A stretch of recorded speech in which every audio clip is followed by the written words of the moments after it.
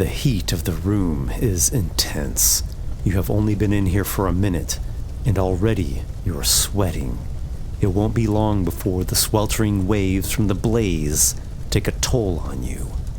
Ice breath streaks from the dragon statue's mouth at frequent intervals, though fortunately for you, the warrior statue provides enough cover to keep you protected. You wonder if you could move the statue, and you give it a simple test push. The mighty warrior is also mightily heavy.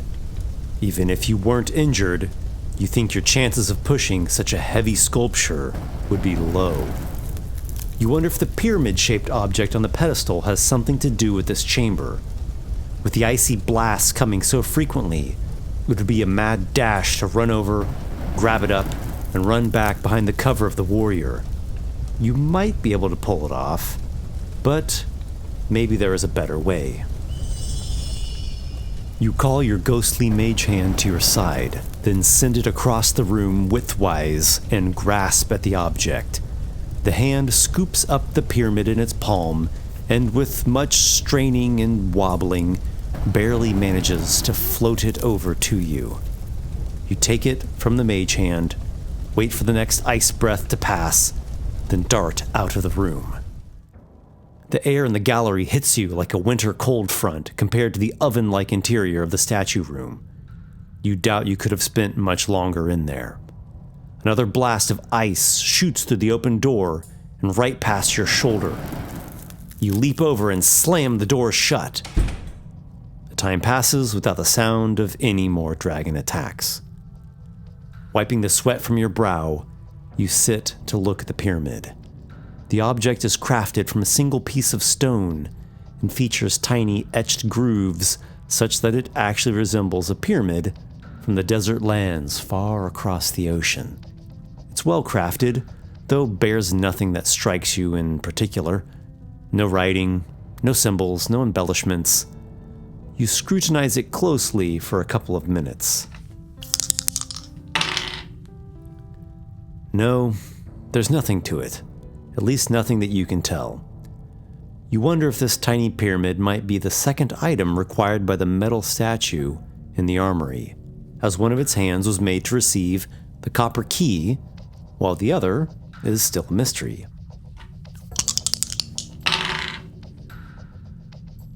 Perhaps. You do not feel a strong hunch, but it might be worth trying. You head back to the armory. You step in front of the iron statue, and it lowers one of its hands, displaying a keyhole built into the palm. You insert the copper key, then quickly move a safe distance away as it lowers its other hand. You use your mage hand to set the tiny pyramid in the thing's open hand. As before, a blast of lightning shoots out from the iron statue. The copper key pops out, and its arms raise. The tiny pyramid falls to the floor. You collect the items and consider your next move. You decide to explore further and see what else lies in store in this castle of wonders and bewilderment. You are tired and injured, so you will need to be especially cautious. But you still do have most of your spells available to cast. You walk down the shadowy corridor and take the archway to the west.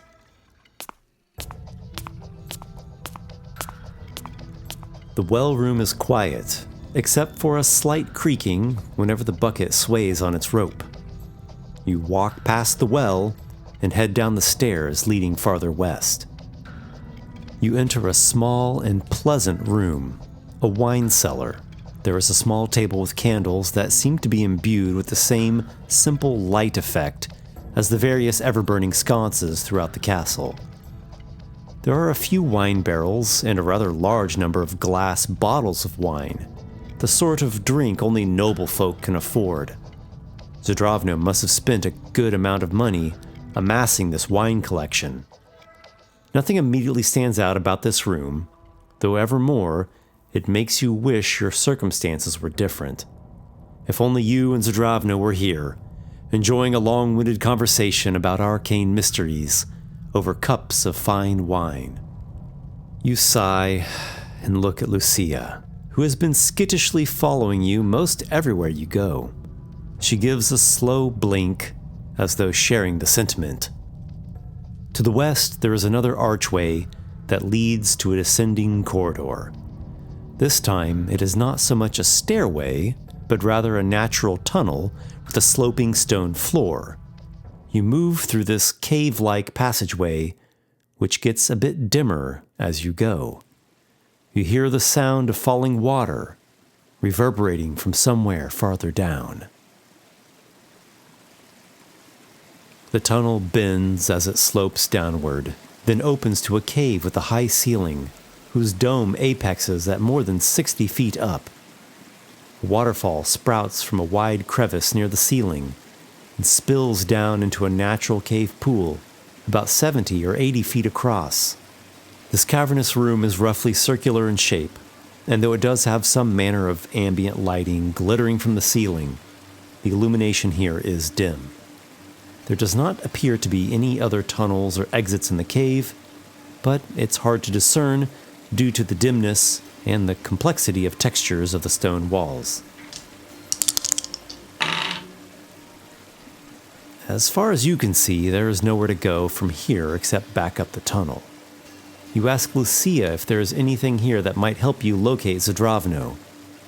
She gives a little whine in her feline voice, and you wonder what that means. In any case, you want to keep exploring. You can always come back to these rooms if you need, but until a good idea strikes you, you do not want to waste time. Back up the sloping tunnel you head, through the well room, across the dark hallway, and back out into the courtyard. The sun is sinking and the daylight is quickly fading. Night is almost here. You approach the big gate of latticed iron bars. Its padlock is unfastened. In an abundance of caution, you remove it with your mage hand and open the gate from a distance of 30 feet. To the north, you enter the cemetery. The moment you enter the graveyard, rain begins falling. A rumble of thunder ripples through the sky above, and lightning turns the gray sky white for a split second. Mist billows along the ground, as though the very earth is breathing out the vapors. There are a number of tombstones throughout the cemetery, as well as a mausoleum and an old dead tree. Gargoyles leer down from perches atop the high castle walls, and at the far end of the cemetery, a stony, monstrous face grins a sinister grin above double doors, similar to the front doors of the castle. You step forward, not wanting to linger in the downpour. Some of the tombstones have unique looks to them, whether topped with sculptures or fashioned to look like monstrous faces. You also note how much the ivy and mosses are overtaking this area. As if in response to your observation, a creature shambles out of the mausoleum. It looks like a person, zombie-like in fact, and it is covered in a riot of mosses, leaves, and vines that are infesting it. The thing moans and looks right at you.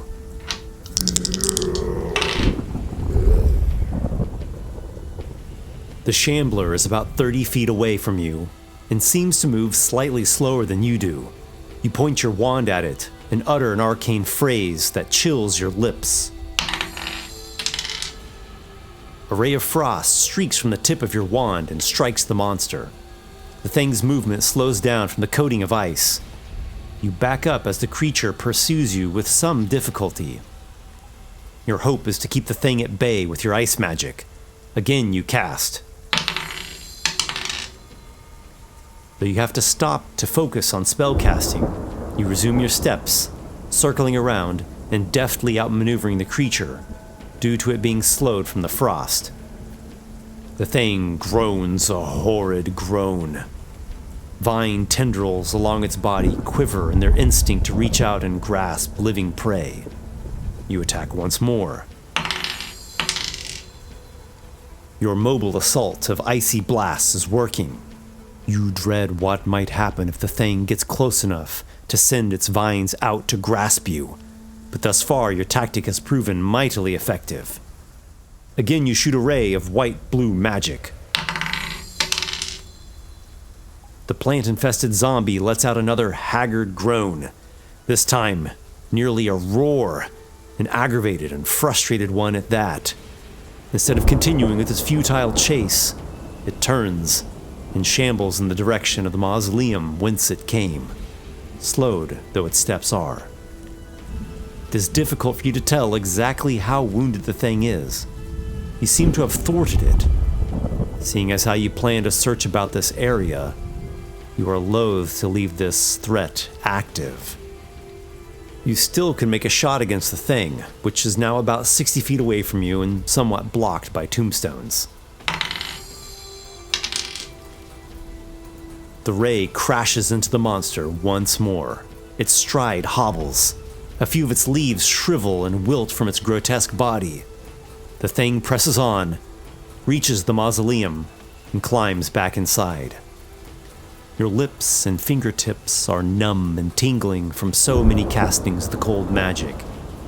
Making sure to keep a healthy amount of distance, you circle around to get a good view through the open door of the mausoleum. You do not see the thing. It is hiding in there, behind the wall or perhaps in the shadows. Given what you saw, you try to assess how wounded the creature is. Obviously, you wore it down and dealt some degree of damage to it, but other than that, you are unsure. You could cast a web inside the mausoleum, trapping it in there, then approach and try to finish it off. But at that close proximity, you worry that its reaching tendrils will still manage to strike at you. If only you had a mirror, that your mage hand might hold it through the open door and give you a view of the thing so that you could send in a volley of magic missiles. Then you consider your sleep spell, which affects an area that would certainly cover the interior of the mausoleum. Can this creature be put into magical slumber, you wonder? You believe that this creature was a zombie that was overtaken by some kind of parasitic, semi-intelligent plant. You do not regard it so much as an undead, but a defeated undead whose body is being used as a vehicle by the plant. You're not certain what exactly this plant is, but you think that there is a chance the sleep spell should work. If it does, it is a safer bet than walking in there with the creature still active. At that, you chant a phrase of arcane lethargy and toss out a pinch of fine sand from your component pouch.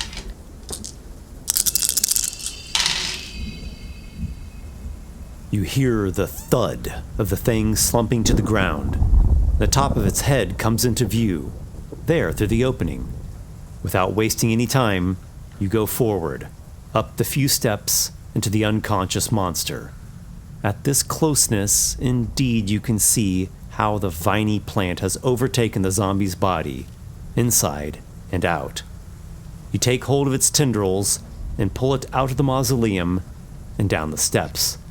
The spell will hold the subject in a magical slumber for 1 minute, or until it is damaged or harsh jostling wakes it up. You don't have a lot of time, but you should have enough to make sure this thing is fully destroyed. You drag it back along the cemetery path, then into the courtyard.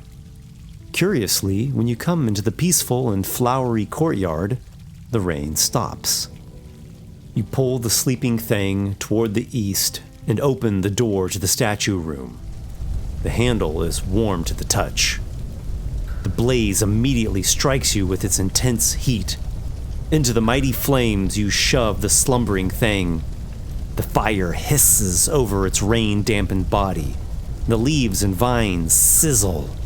The thing awakens, howling and desperate. It pulls itself to its feet as the fire scorches it. The dragon statue unleashes a blast of ice breath that adds a frigid assault to the fiery inferno.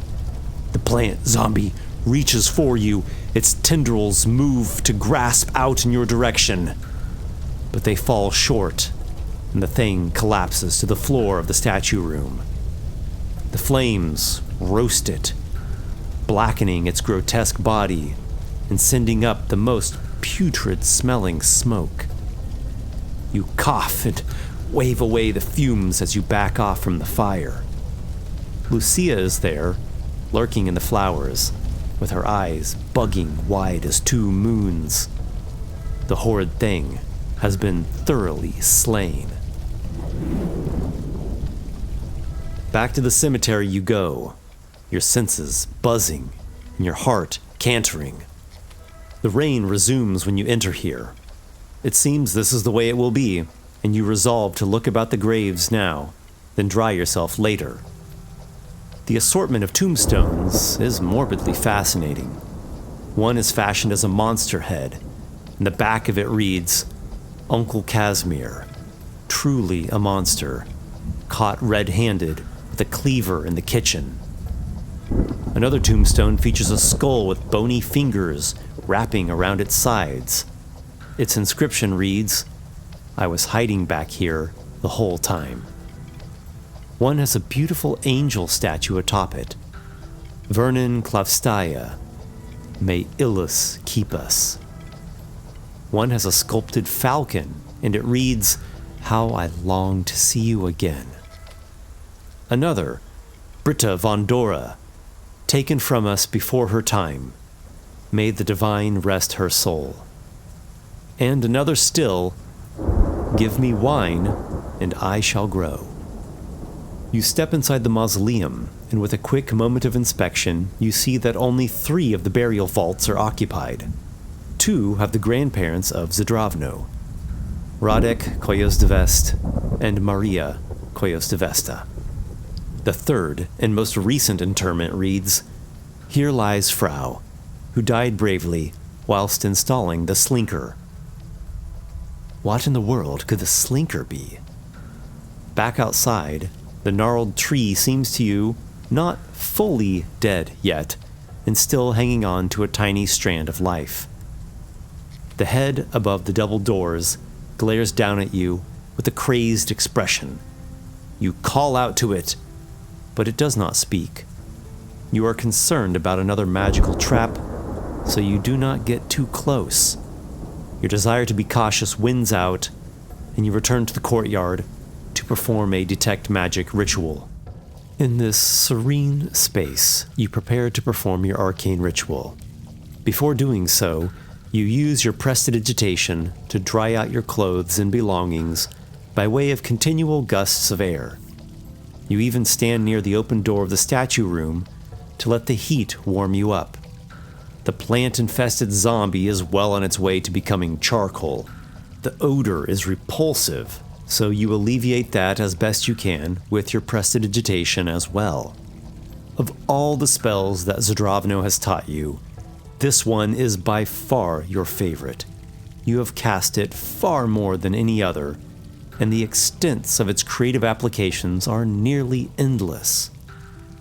Now that you are no longer cold and soaking wet, and your spellbook is no longer at risk of getting damaged by water, you chant your 10 minutes of Arcana to build up your mystical senses. By now, the sun has set, and darkness is settling in. You sigh and walk back through the open gate to the cemetery. You brace for the downpour, but it does not come. Only the billowing magical mists persist, and you now know them to be magical, as your divination of detect magic picks up a faint aura of conjuration that is creating them. Other than that, nothing else reveals itself as magical here, not even the face above the double door at the north end of the cemetery. These doors look to lead to another interior section of the castle, one that is separate from the other chambers you have been exploring. You still worry about this door and take a moment to inspect it closely. You notice no trap mechanism, nor a lock, so you open the heavy doors. Inside is a sepulcher room that is little bigger than the interior of the mausoleum. There are several burial vaults here, and 2 frightening statues standing atop pedestals. The one on the left is a skeleton that is lacking a skull, and the one on the right is a ghoul whose mouth is open wide. You have not approached these 2 statues yet. They stand some 25 feet away from you. Your detect magic picks up minor auras of transmutation magic on the statues. You consider what it might relate to. Alas, you have no idea if these are magical traps, constructed guardians, or whatever other strange contraption that your master has outfitted his lair with. Where in the hell is he? Clearly, something has happened here quite recently, and devils are involved, but so much is still beyond your understanding. These past few areas that you have explored have shown you so much, and yet so little. You think upon all the details you have seen. There must be some clue, some lead among them. Dusk has come. Your search has been hampered by your nagging injury and your tiredness, but bravely onward you have pressed. Will your determination hold strong?